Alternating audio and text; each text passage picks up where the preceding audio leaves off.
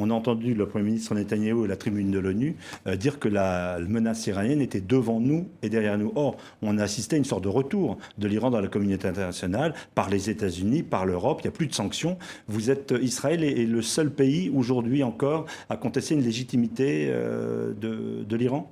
Oui, parce qu'Israël est le seul pays que l'Iran menace d'une manière très explicite. Encore maintenant. Encore maintenant. Il y avait des filières il y a quelques jours de l'armée iranienne et sur quelques de leurs missiles balistiques, il y avait des écritures qui ont appelé à la destruction d'Israël. Il n'y a pas eu de changement, vous diriez, dans la politique iranienne ces dernières années. C'est toujours la même menace. En ce qui concerne Israël, pas du tout. C'est la même menace, le soutien des organisations terroristes, et notamment Hezbollah, mais aussi les liens avec le Hamas se sont renforcés.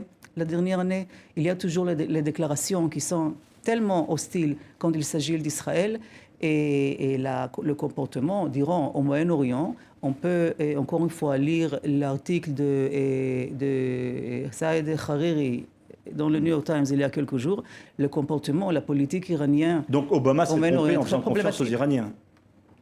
Moi, encore une fois, il y a l'espoir que les échanges vont améliorer, que l'Iran peut-être deviendra un pays plus pragmatique, mais en ce qui nous concerne, et nous, encore une fois, nous examinons la politique iranienne par rapport à Israël, rien n'a changé.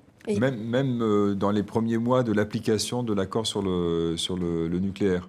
Vous n'êtes pas convaincu du tout par les quelques... Nous ne sommes pas convaincus du tout parce qu'ils sont encore engagés par l'essai de missiles balistiques. Ça, c'est contre les traités, les accords internationaux. Et lorsque sur l'un de ces missiles, il y a une écriture en hébreu, pour que tout le monde comprenne qu'Israël doit disparaître du monde, alors ça, c'est un problème, oui, parce qu'il s'agit de nous.